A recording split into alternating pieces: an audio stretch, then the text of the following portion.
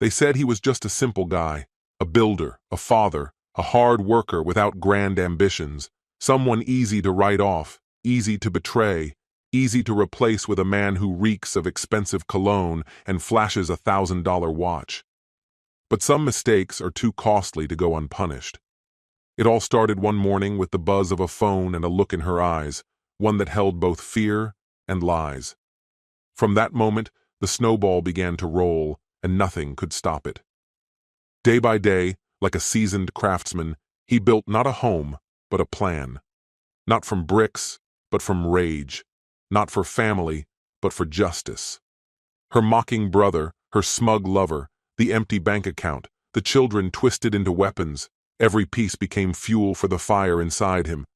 But revenge isn't a burst of fury, it's a process, cold, calculated, and if someone dares to destroy your life, they better be ready to watch their own crumble, under the weight of consequences, under judgment, under truth, because there are people who can't be broken by betrayal or poverty, only angered so deeply, so dangerously, that there's no turning back. Hello, my friend. I'm so glad you stopped by my channel. If it's your first time here, don't forget to subscribe and like this video, as every like truly inspires me. Please tell me which city and country you watched this video from. Now let's get started. The moment I discovered my wife, Selena, had betrayed me, is etched in my mind forever. There were no obvious signs, no suspicious stains on her clothes, no lingering perfume scent. It all started with her phone buzzing early in the morning, followed by a look in her eyes that I could only describe as fear. Over 12 years, we had created a life together. 2 children, countless vacations, even a second-hand dining table from our first home. I had always believed our bond was unbreakable, that everything we built was genuine. That morning, Selena looked like someone caught in a lie, gripping her phone as though it held a secret she could no longer conceal. I could have confronted her right there, but after working a late shift, I decided to gather more proof before taking action. A small part of me wanted revenge, and it was becoming harder to suppress it. I chose to wait, to observe. As days passed, Selena became more distant. She would often text secretly or slip into the pantry to take calls, whispering, work stuff, or just Kyle. But the smile on her face told a different story. I began to scrutinize our bank statements, late-night dinner charges, men's clothing that never found its way into my wardrobe. The clues began to form a clear picture. We had 2 wonderful children, Ella, 10, and Liam, 8, bright, inquisitive, and full of life. I worked endlessly to provide them with the best future I could. We had moved to a nicer home, enrolled them in better schools. Perhaps I had been too absorbed in my job, too blind to the decline in my marriage. Selena had always been close with her brother, Kyle, who often belittled me. He would call me a blue-collar nobody, someone who couldn't measure up to Selena. He'd boast about non-existent business deals, borrow money with no intention of paying it back, and flaunt his rented luxury car. Then, about 4 months ago, Selena began spending more nights with Kyle. But the real revelation came when I found receipts and phone records showing a new name, Gavin, her well-dressed co-worker, an accountant who exuded wealth and wore the unmistakable scent of expensive cologne. My anger began to rise, but the turning point came when I went to buy work supplies. My card was declined. I tried another card. Again, it was rejected. A call to the bank hit me like a hammer. All our accounts were wiped out, including the children's college fund. My heart raced as panic set in, and I rushed home, already knowing what I would find. Kyle stood smugly in our driveway as Selena directed movers, instructing them to load up boxes, furniture, and even the kids' books. When she saw me, her face twisted into a sneer. "You're a failure. I'm taking the kids and all the money. I deserve better than some broke construction worker." I looked at Kyle, who shot me a venomous smile before tossing a box into the trunk of his car. "Worthless loser," he sneered. "Selena's done with your pathetic act. Don't even try to stop her, or we'll have you arrested for harassment." For a moment, my vision blurred with rage. I thought back to all those nights I'd come home late, only to find Selena engrossed in texts with Gavin. I thought about the way she used to admire me when we first married, how proud she was that I could fix anything around the house. That pride had vanished, replaced by disdain. "You want a real show?" "Fine," she spat. "I'm done pretending you have a place in our lives. I've got a lawyer, full custody's already in the bag, and I've drained every account. You're nothing." I should have stormed up to her, demanded my kids back, but instead, a strange calm washed over me. My fury burned within me, but I realized that if I wanted to hurt them truly, I couldn't just lash out. Sometimes, the best way to strike is to let them think they've won.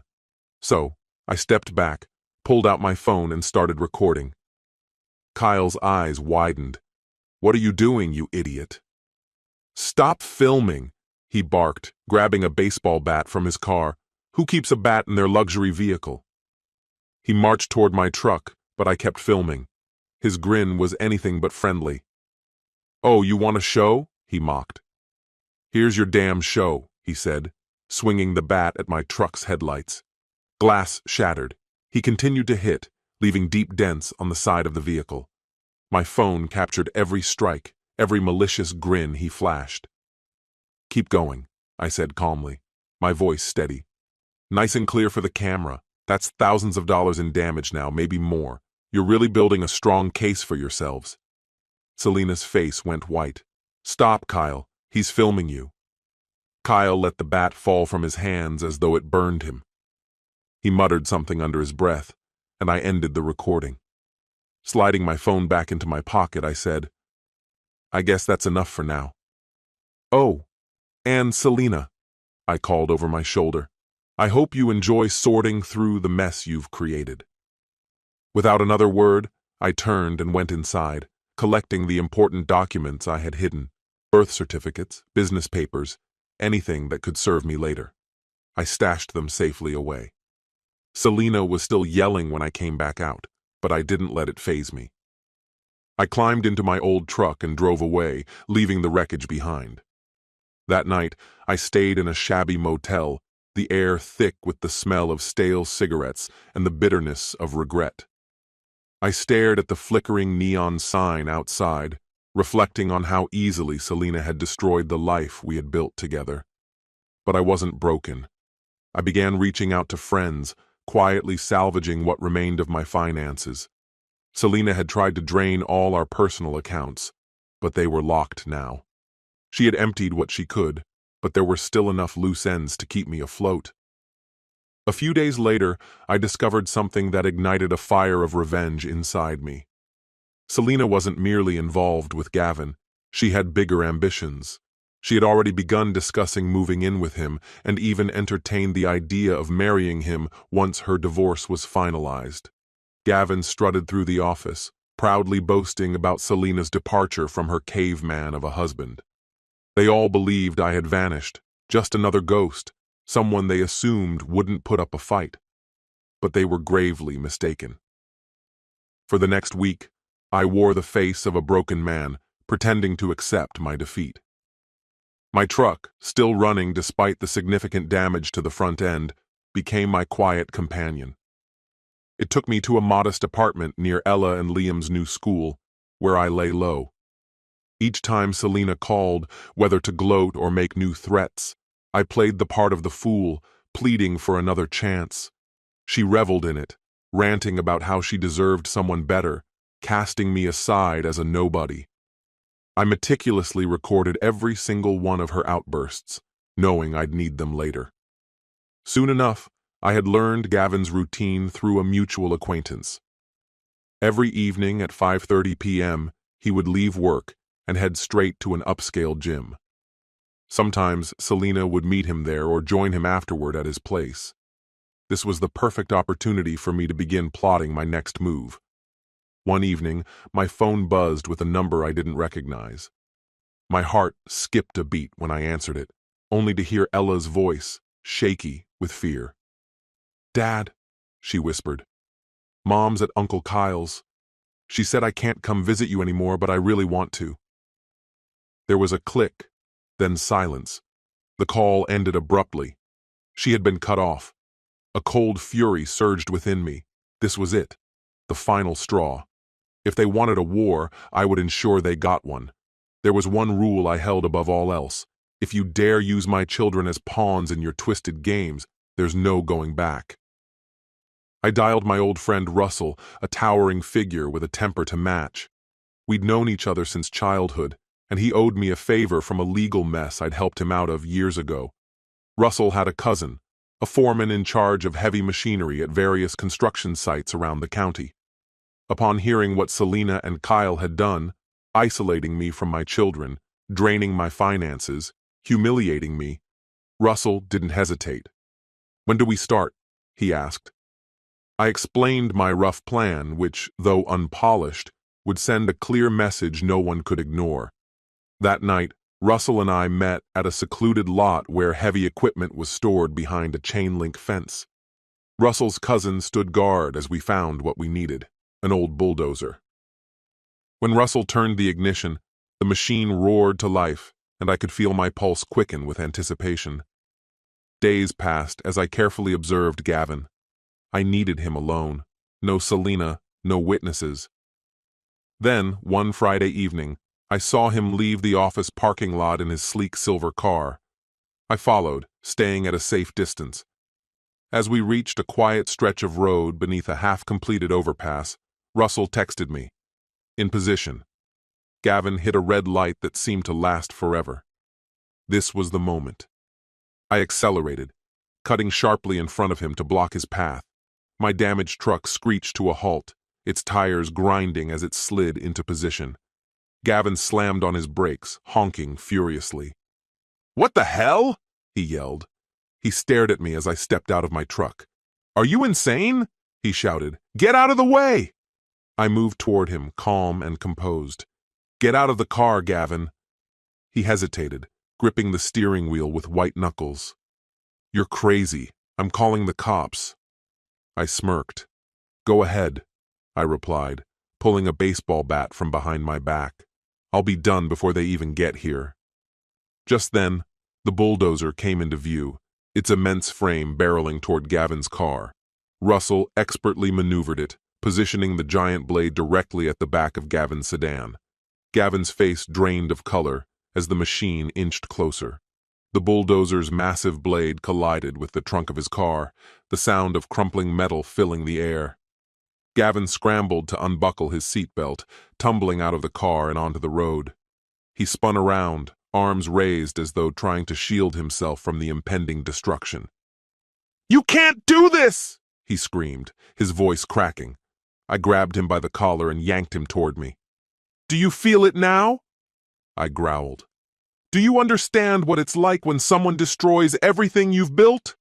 He shoved at me, but I was driven by a year's worth of betrayal. "Let go of me!" he yelled. Russell revved the bulldozer again, expertly angling the blade so it tore into the side of Gavin's car, the sound of metal scraping against metal deafening.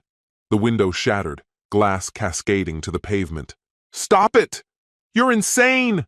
Gavin cried, his voice breaking with desperation. I pulled him closer, our faces mere inches apart. "You must be so proud of yourself. You took Selena from me, drained me of everything, and now you think you've won." She had warned me about him, called him a worthless, abusive man. His eyes widened in shock, and he gasped, unable to believe what he was hearing. "It wasn't anything personal," he stuttered. "I swear it wasn't personal." I let out a harsh, bitter laugh. "You touched my kids. You let her bleed every last penny from our accounts, and you think that's not personal?" I shoved him roughly against the side of my truck. He swung back at me, a weak punch grazing my shoulder. My heart hammered in my chest, the surge of adrenaline making everything sharper. With one swift motion, I swung the bat, and the impact landed solidly against his side. He collapsed to the ground, gasping for air, tears welling up in his eyes. My pulse raced, but for that fleeting moment, I felt unstoppable. Meanwhile, Russell was already at the controls of the bulldozer, smashing into the back of Gavin's car. The metal frame of the car buckled, folding under the pressure. "I'll make it right," Gavin mumbled, his voice unsteady. "I swear. I'll give you anything. Money, an apology, anything you want." I leaned in close, my voice low and menacing, as I spoke directly into his ear. "I don't want your money. What I want is for you to never forget this moment, the next time you think you can destroy someone's life without consequences." He tried to speak, but only a cough came out, spitting saliva as he struggled. The bat hovered near his ribs, a silent threat. I gave a brief nod to Russell. The bulldozer roared to life again, tearing into the rest of the car's side with a deafening screech. The wheels twisted unnaturally, and the sound of metal being torn apart filled the air. Glass and steel flew in every direction. I stepped closer, looming over Gavin. "You picked the wrong person to mess with." Before he could respond, I hoisted him off the ground and threw him onto the pavement with a hard thud. He hit the concrete with a sickening impact, his body jerking in pain as he tried to crawl away from the wrecked remains of his car. For a moment, I thought about going further, crushing both him and his beloved vehicle. But I stepped back, letting him struggle to get away, knowing that fear could be a far more powerful weapon than any physical harm. Russell backed the bulldozer away, leaving the mangled sedan in its wake. He climbed down and gave me a sharp, approving nod. We walked back to our vehicles, leaving Gavin writhing on the road behind us. The glow of streetlights flickered across the ruined car, and the sound of distant sirens filled the air. By the time they arrived, we had already disappeared into the darkness, well out of sight. By the time Selena heard about it, we were long gone. She had no idea who was behind the destruction or how it all unfolded. The rumors that spread said a bulldozer had appeared out of nowhere, but anyone who knew me could guess who was responsible. They couldn't prove it, but they were certain. I half expected Selena to call me in a rage, but the phone stayed silent, until the next day. When it finally rang, her voice was frosty, dripping with fury. "You're insane," she hissed. "You won't get away with this. Gavin's pressing charges. The cops will be here any minute." I took a slow breath. "I don't know what you're talking about. I was home, alone, last night," I said calmly. She let out a bitter laugh, but it was hollow, lacking conviction. "Don't think I won't destroy you for this. My lawyer will have a field day." "You crossed the line," she spat. My teeth clenched as I pictured her pacing in her new condo, gripping the phone tightly, her nails digging into her palm. "A line?" I asked, biting back my anger. "You crossed that line the moment you drained my kid's college fund." She retorted, "You're a total failure." "I should have left you years ago," I said, my words sharp and final. Then, the phone went dead. I stared at the screen, the silence ringing in my ears. My heart still pounded, a mix of excitement and dread, and though I knew there would be consequences, I couldn't bring myself to regret it. Not yet. It wasn't long before the inevitable trouble arrived. A detective showed up at my apartment, asking a series of pointed questions. Sure, there was footage of a bulldozer on that deserted road, but the driver's face was hidden by a hooded jacket. My truck's license plate was conveniently obscured with duct tape. My neighbors swore I'd been home all night. Some even insisted they'd seen me take out the trash around 9 p.m. That was enough to cloud the issue, especially since Gavin, still shaken, couldn't give a clear identification. It turned out that Russell's cousin had taken care of the bulldozer, wiping down any fingerprints. No evidence, no case, at least for now. Meanwhile, the legal battle was heating up, but I had another pressing issue to handle: my kids. Selena had taken them to her new condo, but I filed for an emergency hearing. I brought bank statements showing how she'd emptied our accounts and presented videos of her brother smashing my truck. The judge wasn't blind. He could see something wasn't right. Although he couldn't directly tie me to the bulldozer incident, he saw that Selena wasn't fit to be parent of the year. Things got even more intense when I told the court how Selena had used the kids to hurt me. She denied it outright. He's an abusive man, Your Honor. I had no choice but to protect my children from his violent outbursts. My lawyer, Luis, calmly slid evidence across the table. It was my phone recordings. Selena calling me worthless, bragging about taking the kids and draining our accounts. The judge raised an eyebrow, clearly intrigued. The final nail in her coffin came from Ella's teacher, who testified about Ella's distress, saying, "Mommy won't let me see Daddy." By the end of the hearing, I had partial custody, much more than the zeros Selena had planned to give me. As we passed each other in the courthouse hallway, Selena shot me a venomous glare. "This isn't over," she snarled. Her hand balled into a fist, her rage palpable. "You're going to regret every single thing you've done," she spat with venom. I simply gave a nonchalant shrug. "You started this fight. I'm just finishing it." I dedicated as much time as possible to being with the kids, doing my best to shelter them from the chaos we were entangled in. Whenever they were with me, we'd head out to local parks, and I'd teach them basic skills around the house. Ella had soccer practice in the evenings, and I made sure to attend every single session. Liam had a passion for building elaborate Lego sets, and together we assembled a dinosaur robot that both of us found absurdly cool. I wanted to give them a sense of normalcy, something steady to cling to, but Selena's arrogance remained unshaken. She continued to host extravagant parties at her condo, lavishly spending the money she had drained from our accounts. She likely felt untouchable, even though the courts were closing in on her like sharks. Gavin, according to the whispers, was about to walk away. After the bulldozer incident, he had turned into a nervous wreck, likely regretting ever becoming involved with Selena. But she refused to acknowledge it. Her sole focus was on breaking me, forcing me to submit, no matter the cost. Then came the day Kyle decided to confront me at my job site. I was almost finished installing custom cabinetry when he walked in wearing sunglasses, clearly trying to cover up a recent bruise. Someone had clearly given him a good hit. He made a show of criticizing the work, knocking on the cabinets and loudly declaring them to be made of subpar materials. "If you're going to ruin my sister's life, at least do it with better supplies," he sneered. I exhaled slowly, wiped my hands on a rag, and turned to face him.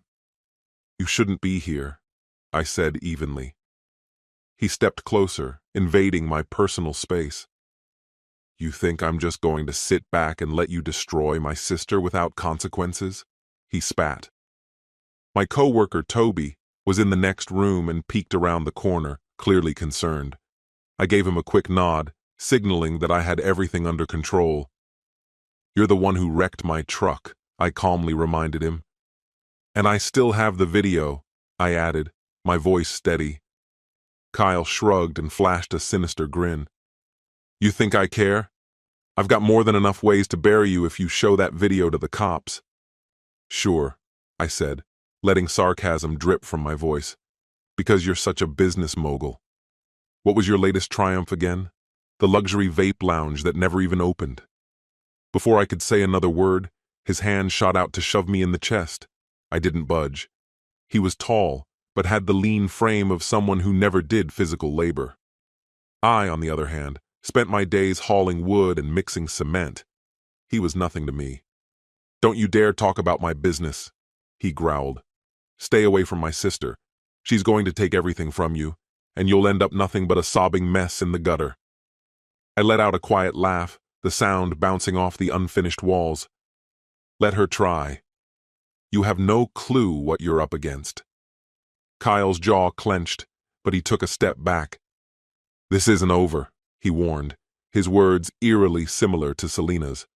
"I'll make sure you regret crossing us." With that, he stormed out, slamming the door so hard that the hinges rattled. Toby stepped out of the other room, worry etched on his face. "That was Selena's brother?" he asked. I nodded. "Yeah, all bark, no bite." Didn't seem harmless to me. Toby muttered, but he didn't push the topic. Deep down, I could feel the tight coil of vengeance winding within me. Kyle always seemed to show up at the most inconvenient times, throwing threats around like they were second nature. Maybe it was time to make him truly fear me. But for now, I decided to wait. I wanted my next move to land with maximum impact. 2 weeks later, after more legal wrangling, Selena tried to prevent me from seeing the kids again, accusing me of being unstable. When I presented the custody agreement to the officers at the precinct, they confirmed that I had every right to pick them up at the designated time. That evening, I went to her condo. She cracked the door open just enough to glare at me through the chain. "Go away," she snapped. "My kids are supposed to be with me tonight," I replied, keeping my voice even, though the anger simmered beneath the surface. She let out a bitter laugh. "They don't want to see you." I raised an eyebrow, trying to peer around the door. I could hear footsteps inside, likely Ella or Liam. "You're pushing them away again." She ignored my comment and leaned closer, her face almost pressed against the door. "You think you're so clever with your tough guy routine.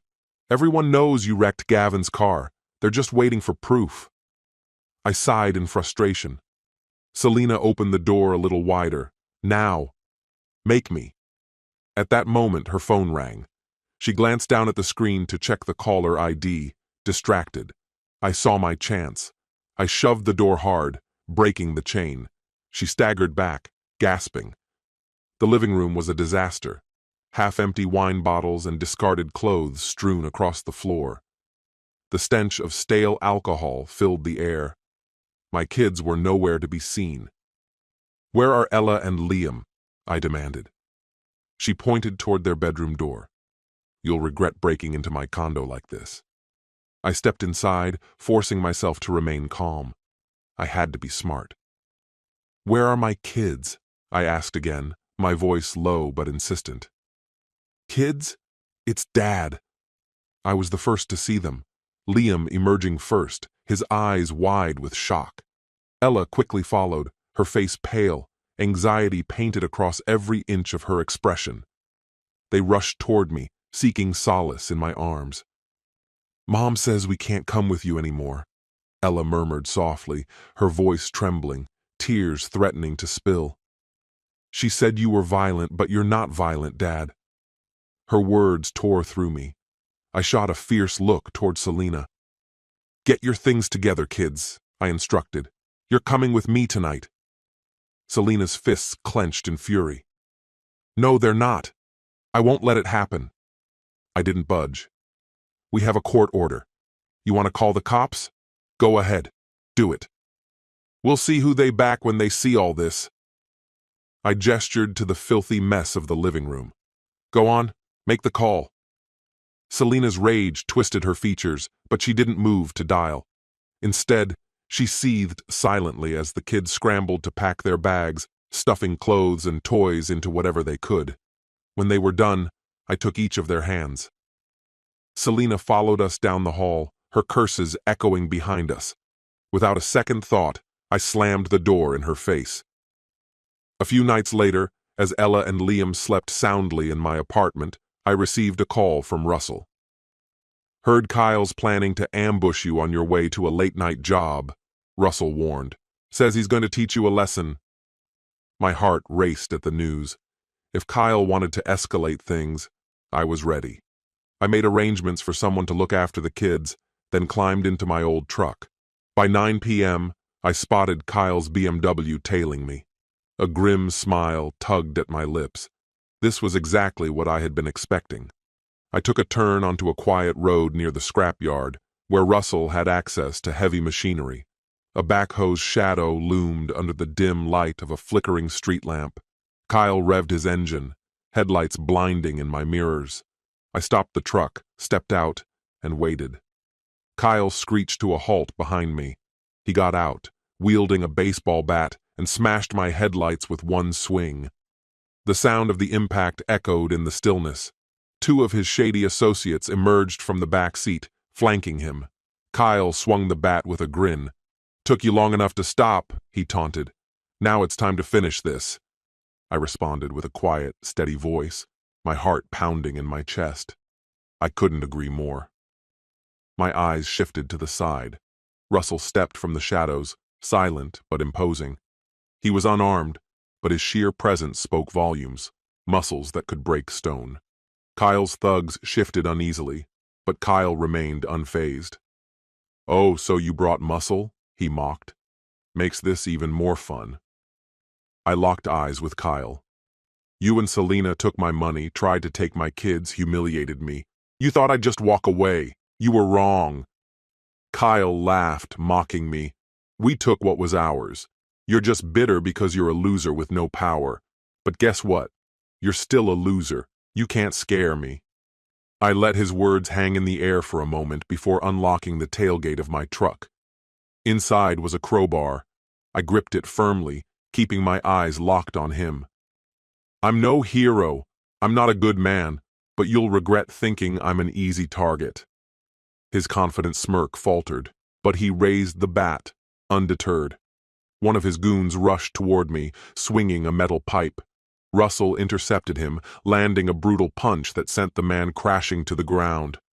The second thug tried to tackle me, but I swung the crowbar, slamming it into his ribs. He collapsed with a scream, clutching his side. Kyle rushed forward, swinging the bat toward my shoulder. I sidestepped, the bat grazing my arm. Pain shot through me, but adrenaline kept me focused. I swung the crowbar, striking his wrist. The bat fell from his hand with a sharp cry of pain. Russell was handling his own fight, keeping the other two men down with controlled, devastating blows. Kyle staggered back, cursing under his breath. I moved forward, grabbing him by the collar. My voice trembled with fury. "You think you're tough, swinging that bat at my truck? Let's see how tough you are without it." Kyle threw a punch at me, but I brought the crowbar down hard on his thigh. He howled in pain, dropping to one knee, sweat dripping down his face. He glared at me with pure hatred. "You'll pay for this!" he hissed, venom in his eyes. I stood over him, breathing heavily. "I already have," I replied coldly. "Thanks to you and Selena." With that, I swung a final punch, my fist connecting with his jaw. He crumpled onto the cracked asphalt, unable to rise again. Russell towered above the others, both of them groaning and clutching their injured limbs. The moment I slammed Kyle into the ground, it was as if something in them snapped. They knew they were finished. One scrambled toward the BMW, moving in a frantic mix of crawling and stumbling. The other limped after him, both of them bolting without even glancing back, leaving Kyle sprawled on the pavement. For a split second, I considered walking away, letting him suffer. But something rawer and more instinctive took over. I headed straight for Kyle's car, popped the trunk, and rummaged through the clutter until my fingers found a compact toolkit. Nestled inside was a reciprocating saw, probably stashed there to scare people. The irony made me smirk. I yanked it out and turned to Russell, my grip firm. He met my eyes and gave a curt nod. "Do it." We moved toward the car together, and I fired up the saw. The blade shrieked as it spun to life, sparks bursting as it chewed through the metal. Every loud, grinding cut felt like a release, an outlet for the rage simmering beneath the surface. The air grew thick with the acrid stench of scorched paint and torn steel. By the time I was done, an ugly gash scarred the side of Kyle's prized BMW. Bloodied and bruised, he pushed himself up with shaking arms, horror etched on his face. "Please, stop," he gasped. I let the saw wind down to silence and looked directly at him. My voice was low, cold. "Next time it won't just be your car." His eyes widened in fear. Russell flung the bent pipe he'd taken from Kyle's guys. The metal clanged hard against the asphalt, the sound echoing into the night. Satisfied, I nodded to Russell. We climbed into my truck and drove away. In the rearview mirror, I saw Kyle on all fours next to the wreckage, stunned. I knew he wouldn't dare cross that line again. When Selena found out, she spun the story, calling me a psychopath who destroyed a helpless man's car. But with Kyle in the hospital, broken wrist, badly bruised face, and video proof of him trashing my truck, the police chalked it up to mutual retaliation. My attorney, Luis, was already deep in negotiations over custody. The judge, clearly tired of Selena's stunts, hiding income, turning the kids against me, letting strangers party at the house, was beginning to see things my way. The divorce itself ended with barely a ripple. A quick hearing, a few legal formalities, and it was over. Selena looked like a ghost of the woman I once knew. Hair messy, blouse wrinkled, eyes sunken with exhaustion. The glamorous facade was gone. She tried to put on a brave face, but behind the glare was defeat. "We could have ended this differently," I said quietly, just loud enough for her to hear. "If you hadn't tried to burn it all down." She gave a dry, joyless laugh. "You never deserved any of it. You're nothing." I shrugged. "Maybe, but I'm not the one who lost everything." Her lip curled in disdain. "Don't think you've won. You're still broke." I gestured to where our kids stood with a social worker, waiting. "I've got something you'll never buy back. Their respect. And mine." She opened her mouth, ready to strike back, but the bailiff raised a hand for silence. The judge spoke the final words. I had full custody. Selena was granted limited supervised visits. The asset division was straightforward. My business accounts stayed mine. She had to repay what she'd taken. The credit card debt she secretly racked up in my name, fraud, proven. She was liable. The child support ruling hit her hardest, especially since she'd weaponized the kids. The judge's closing words hit like a gavel to the past. "This marriage is dissolved. All financial ties are severed, except as laid out in the settlement." Selena didn't shed a tear, didn't argue. She just stared ahead, locked in denial. I walked out with slow steps, not triumphant, but with a weight slowly lifting off my chest. 12 years of marriage, now just legal paperwork and painful memories. Still, I felt something I hadn't in years. Freedom.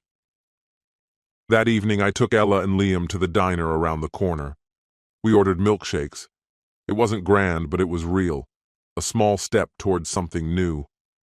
My arm throbbed where Kyle had hit me with the bat. My truck was dented, scarred. My bank account was a fragile thing. But I had a clean slate. And somehow, every wound and betrayal had led to this. Something that felt like the beginning of healing. Ella rested her head on my shoulder as we sipped our milkshakes. "Dad," she asked softly, "are you happy?" I paused, caught off guard. Happy didn't quite fit. Not yet. "I'm okay," I told her, brushing her hair gently. "And I'll feel better soon." Liam looked up, eyes wide. "Mom said you're a bad guy."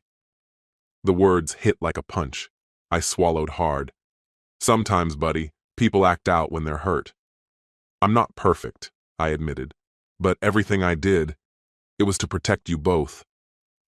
Ella reached out, her small hand wrapping around mine. "We know," she whispered. In that quiet moment, something inside me shifted.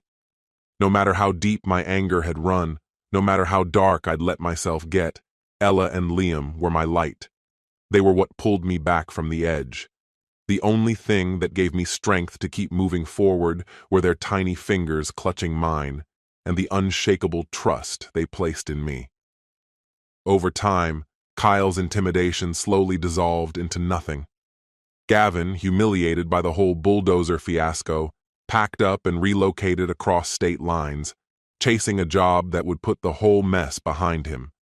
As for Selena, cut off from the money she used to lean on, she was forced to trade her lavish lifestyle for a cramped apartment and a job she openly loathed. The rumor mill eventually found new material, leaving our story to collect dust. Those who once whispered that Selena had traded up when she left me began to fall silent as the real story came out. Her lies, her betrayal. A few had the decency to admit they were wrong and offer apologies.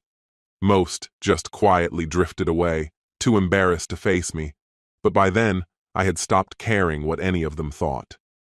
The last time I exchanged words with Selena was outside the courthouse, minutes after the divorce was finalized. Her stare was sharp and bitter, loaded with fury. "You'll never amount to anything," she hissed at me, poison in every syllable. I inhaled slowly, steadying the storm inside me. Maybe not, I replied calmly. But at least I'm free of someone who'd sell their soul for a cheap thrill. Have fun with your new reality. She looked like she was on the verge of exploding, either with a slap or a scream, but instead, she turned sharply and marched back into the building without another word. That was our ending. No dramatic farewells, no emotional confessions. Just two former lovers, now strangers, bound by bitterness and scars. I remained there for a moment, watching her vanish.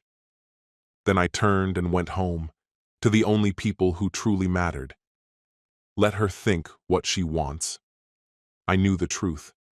I walked away whole, and that was victory enough. This story has come to an end. What's your opinion? Share it in the comments, my friend. And if you like this story, check out other exciting videos on my channel. I'll say goodbye until the next video. See you!